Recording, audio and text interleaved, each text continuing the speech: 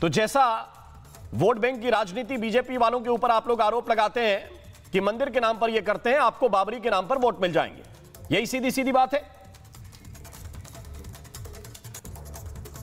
Sir मैं आपको पहले ये जो हुमायूं कबीर का जो बयान आपने वीडियो में दिखाया, मैं और एक बयान आपको दिखाने के लिए रिक्वेस्ट करूंगा।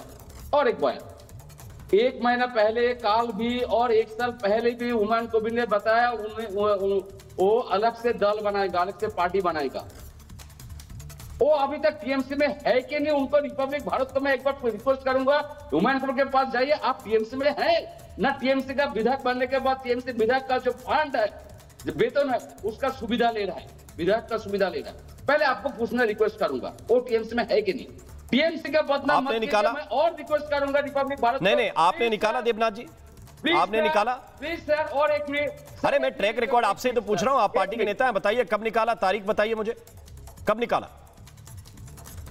सारे चैनल में मैं बोल रहा हूं काल से। अरे कौन सा चैनल, मुझे बताइए कब निकाला, कौन सा लेटर है आपके पास कि आप लोगों ने बर्खास्त किया 5 साल के लिए, 6 साल के लिए, जैसा करते हैं आप लोग? काल से मैं बोल रहा हूँ हुमायूं कबीर को लेके। किधर आपको मैं रिक्वेस्ट करूँ, एक बयान और ले लीजिए हुमायूं कबीर से, जो आपने अलग पार्टी का जो घोषित। मैं तो आपसे पूछ रहा हूं भाई, जिसके टिकट पर जीत कर आया, मैं उससे पूछ रहा हूं। हुमायूं कबीर अपनी हैसियत पर जीत के आए कि टीएमसी के टिकट पे जीत के आए? बिल्कुल सर, बिल्कुल सर। किस पे? टीएमसी का टिकट से, टीएमसी का जो पार्टी आप लोगों के वर्कर ने बनाया ना विधायक, अब कब बर्खास्त किया वो लेटर की तारीख में मुझे बता दीजिए। अगर वो पार्टी विरोधी है, अगर हुमायूं पार्टी विरोधी है, तो आप लेटर बताइए किस तारीख को बर्खास्त किया टीएमसी ने? बिल्कुल सर, और ये भी आंसर दे रहा हूं मैं सर, बिल्कुल आपने सही बोल दिया। ये हुमायूं कबीर को 2-3 बार पार्टी ने सस्पेंड किया था ये विवादित बयान देने के लिए। तीसरा बात जो मैं कहना चाहता हूं आपको रिपब्लिक भारत के माध्यम पूरे देश में, ये जो बाबरी मस्जिद का नाम लिया, पार्टी से कोई परमिशन लिया? एक विधायक जब कुछ करते हैं अलग से, तो पार्टी से तो परमिशन लेना चाहिए। वो पार्टी का प्रेसिडेंट है, पार्टी का चेयरमैन है, पार्टी का ऑल इंडिया जनरल से क्या? बादल देवनाथ, मैं ये पूछ रहा हूं कि दिन तारीख तो बता दीजिए कब निकाला। लेकिन नहीं, देश के लोग जानना चाहते हैं। देखिए आपका जब मन करता है आप पल्लू में बिठा लेते हैं, जब आपका मन करता है पल्लू छुड़ा लेते हैं। देवनाथ जी मुझे 2-3 सवालों का जवाब चाहिए, फिर मैं बाकी जगह जाऊंगा। देखिए, जब आपका मन करे तो आप हाथ मिला लीजिए। ये पहले भी 2015 में भी निकाले गए थे, फिर 2021 में फिर आए, इधर उधर पार्टियों के चक्कर लगा के। 2021 में फिर आप लोगों ने कहा कि लड़ो, हमारे कार्यकर्ता तुमको जिताएंगे, जिताया। अब मुझे दिन तारीख बताइए, जरा डेट बताइए, किस तारीख को आपके टीएमसी पार्टी ने कार्रवाई की है? कब किया कार्रवाई? 2024 में तो आप लोगों के लिए कैंपेनिंग करते हुए यह शख्स बोल रहा था कि हिंदुओं को हम भागीरथी गंगा में डुबो देंगे, ये शक्तिनगर में रहने नहीं देंगे। पार्टी ने इसको सस्पेंड किया है। मैं आपको कह रहा हूँ 3 महीने पहले भी सस्पेंड किया विवादित बयान देने के लिए। इसको सतर्क किया, ऐसे विवादित बयान मत दो, यहाँ पर मत दो। अच्छा, आप ओन नहीं कर रहे हैं, आप ओन नहीं कर रहे हैं, आप ओन नहीं कर रहे हैं, ओन नहीं कर रहे हैं। वो दस्तावेज मुझे थोड़ा सा दिखा दीजिएगा, पूरी डिबेट चलेगी। अगर आपने सस्पेंशन का लेटर कोई है बर्खास्तगी का, मुझे बताइए। मेरे पास तो नहीं है, आप गूगल में सर्च कर लीजिए। मैं किस पे सर्च कर लूं? आप पार्टी के नेता हैं, आपके पास लेटर नहीं है। अगर मुझे सर्च करने में मिलता, मैं दिखा देता। अगर मैं सर्च करने में मुझे वो लेटर मिलता आपका कि भाई 6 साल के लिए निकाले गए कि 7 साल के लिए, तो मैं दिखा देता।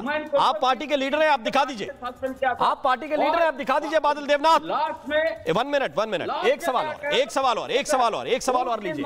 आप ओन नहीं कर रहे, मैं समझ गया। आप नेता के बयान को ओन नहीं कर रहे, मैं समझ गया आपकी बात। टीएमसी ओन नहीं कर रही है, मैं बोल रहा हूं ना, आपकी बात ही बोल रहा हूं। बादल देवनाथ, अब मेरी एक बात का जवाब दीजिए, फिर मैं डिबेट को ओपन करूंगा, आपके स्टेट में एक मस्जिद बनने जा रही है जिसका नाम है बाबरी मस्जिद। तारीख भी विवादित है, 6 दिसंबर। क्या सरकार रोक लगाएगी या सरकार परमिशन देगी? क्योंकि उन्होंने तो ऐलान कर दिया, वो इंडिविजुअल विधायक हैं, टीएमसी के हैं, यह बात अलग हो गई। लेकिन क्या आपकी सरकार अलाउ करेगी, ममता बनर्जी अलाउ करेंगी कि वहां पर इस नाम की मस्जिद बने?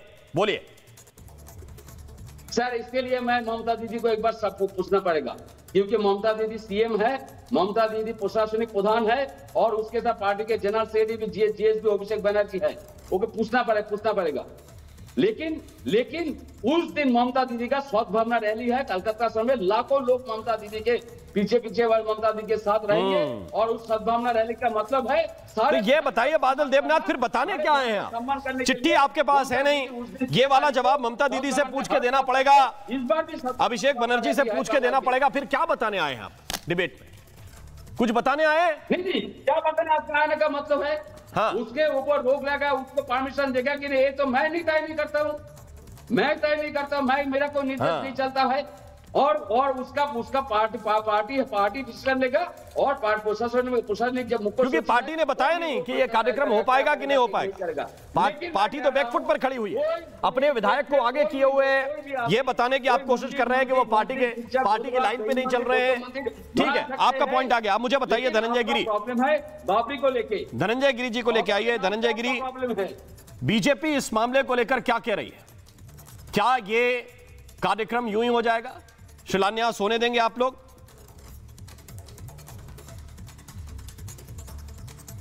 देखिए, सोया हुआ सनातन चैतन्य है, सजग है। वो दौर कुछ अलग था, ये दौर कुछ अलग है। आज हजारों साल की पीड़ा, हजारों साल का कलंक मिटा है और सब लोग जानते हैं कि इस देश की जनता ने, इस देश के बापू का सपना क्या था, उनके समाधि पर लिखा हुआ अंतिम शब्द क्या है? राम नाम सत्य है। राम राज्य की परिकल्पना थी। भारत में जब भी परिकल्पना की गई, राम राज्य की परिकल्पना की गई। बाबर बर्बर था, ये सभी जानते हैं। संस्कृति पे सितम और विकृति पे करम। अरे टीएमसी वालों, ये जुल्म न कर। अब आप ये कह रहे हैं कि मुझे को सस्पेंड कर दिया हो, मुझे पता ही नहीं है। आप तब से गोल गोल घुमाए जा रहे हैं। आप स्पष्ट करिए, आप किस तरफ खड़े हैं? आपकी निर्ममता किसके प्रति है? ममता दीदी की निर्ममता किसके प्रति है जब वहां पर दुर्गा पूजा के लिए पंडालों के लिए परमिशन लेना पड़ता है, भसान के लिए हाई कोर्ट जाना पड़ता है, मूर्ति विसर्जन के लिए?